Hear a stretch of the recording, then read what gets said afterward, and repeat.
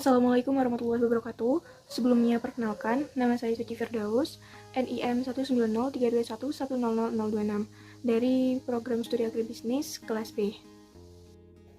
Baik, di video kali ini saya akan menjelaskan terkait mini riset yang saya ambil, yaitu terkait tata niaga komoditas apel yang berada di pasar-pasar Bangkalan. Untuk poin-poin pembahasan yang akan saya bahas di sini terdapat 5 poin pembahasan. Untuk yang pertama yaitu perbedaan antara tata niaga produk pertanian dengan tata niaga produk non-pertanian. Untuk pembahasan yang kedua yaitu ada analisis pendekatan komoditi dan pendekatan fungsi. Yang ketiga ada analisis struktur pasar. Yang keempat ada analisis perilaku pasar. Dan yang kelima ada analisis penampilan pasar. Baik, untuk poin pembahasan yang pertama yaitu terkait perbedaan tata niaga produk pertanian dengan produk non-pertanian. Jadi untuk perbedaan yang pertama yaitu dari elastisitas pendapatannya.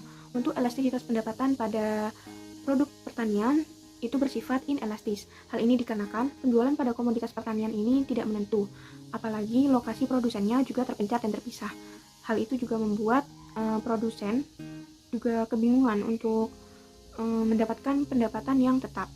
Lalu untuk di produksi non-pertanian, elastisitas pendapatannya itu bersifat elastis. Hal ini dikarenakan lokasinya juga terkonsentrasi, dalam artian ini berupa pabrik industri, sehingga mereka memiliki segmen pasar yang jelas dan terarah.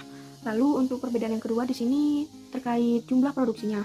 Untuk jumlah produksi di komoditas pertanian, jumlah produksinya itu relatif kecil, sedangkan di non pertanian jumlah produksinya relatif besar.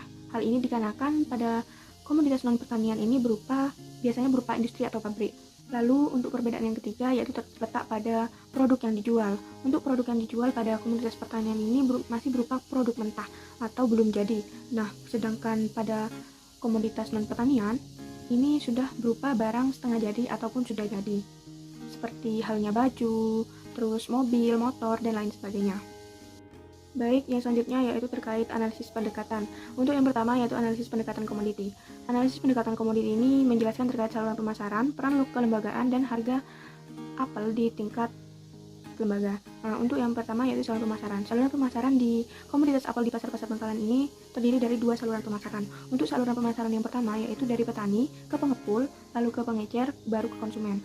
Sedangkan saluran kedua ini dari petani ke pengepul, ke pedagang besar, baru ke pengecer, setelah itu baru ke konsumen. Untuk perbedaan dari antara kedua saluran ini, pada saluran yang kedua, di sini ada tambahan rantai saluran yaitu pedagang besar.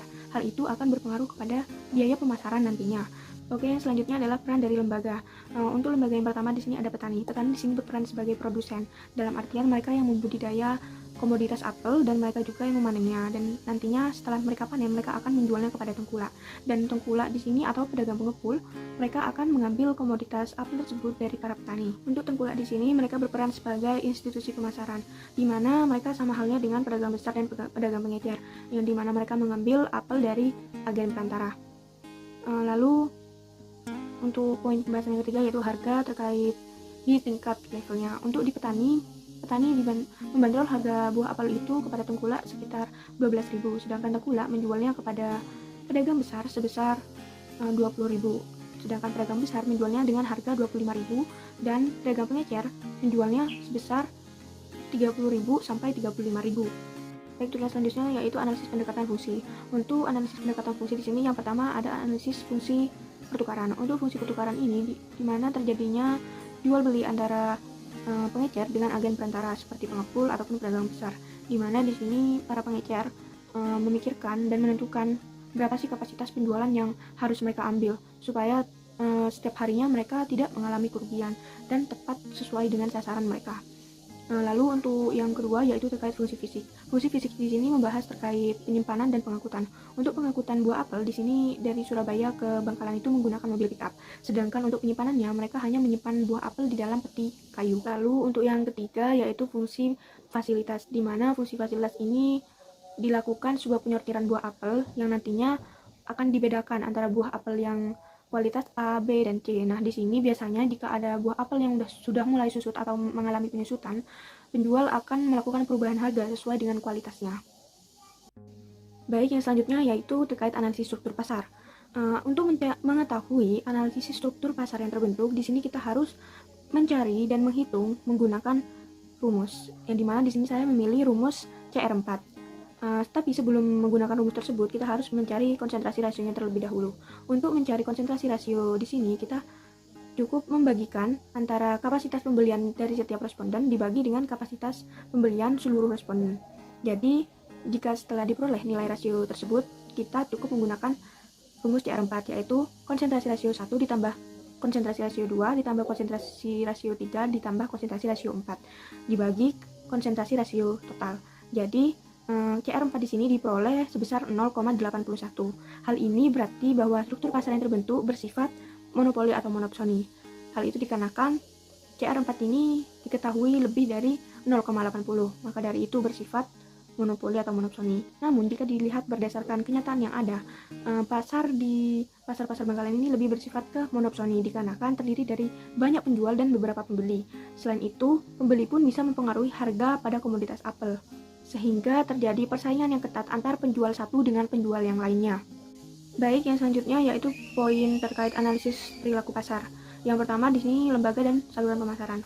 Untuk lembaga yang terlibat di pemasaran komoditas apel di pasar-pasar Bangkalan ini yaitu ada petani, pedagang pengepul, lalu pedagang besar dan pedagang pengecer.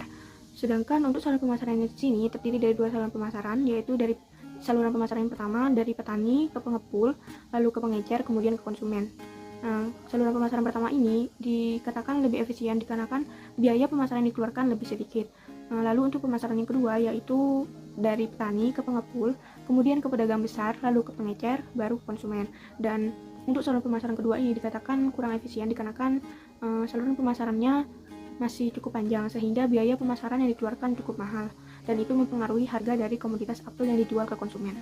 Lalu untuk fungsi pemasaran yang terjadi di komoditas apel ini, para pengecer lebih memfokuskan pada kegiatan gradingnya atau penyortiran, di mana apel-apel di sini dibedakan kualitasnya supaya para penjual dan atau pengecer di sini bisa menentukan kebijakan harga sesuai dengan kualitasnya. Lalu untuk poin yang ketiga yaitu terkait kebijakan penentuan harga pada komoditas apel. Di sini para pengecer menentukan harganya dari harga yang tertinggi. Mengapa demikian? Dikarenakan mereka berpikir bahwa dengan mereka memberikan harga yang tertinggi saat konsumen melakukan sebuah tawar-menawar, mereka nantinya akan mendapatkan keuntungan yang besar, dan diharapkan di situ konsumen bisa menawar pada harga yang sewajarnya sehingga produsen ataupun penjual di sini bisa mendapatkan keuntungan.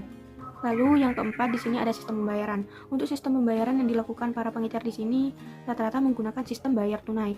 Sedangkan untuk di bagian pedagang besar ke pengepul di sini rata-rata ada yang menggunakan sistem bayar tunda, ada juga yang menggunakan sistem bayar tunai. Untuk sistem bayar tunda ini dikatakan kurang efisien dikarenakan bisa menimbulkan kekhawatiran pada orang yang terlibat dalam proses transaksi tersebut.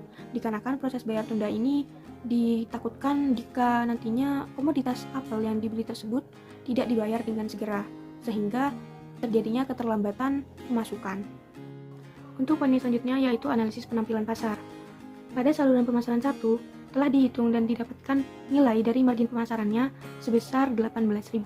Sedangkan untuk farmer share-nya di sini diperoleh sebesar 40%.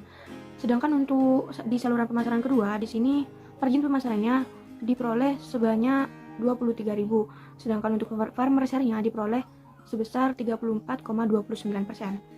Dalam hal ini dikatakan bahwa saluran pemasaran 1 lebih efisien daripada saluran pemasaran 2 dikarenakan nilai farmer share-nya di sini lebih tinggi. Hal itu menyatakan bahwa biaya pemasaran yang dikeluarkan pada saluran pemasaran ini lebih rendah dibandingkan dengan saluran pemasaran yang kedua. Baik, mungkin cukup sekian yang bisa saya sampaikan terkait hasil dari mini riset yang telah saya lakukan. Kurang lebihnya saya mohon maaf dan saya ucapkan terima kasih banyak. Wabillahi taufiq wal hidayah. Wassalamualaikum warahmatullahi wabarakatuh.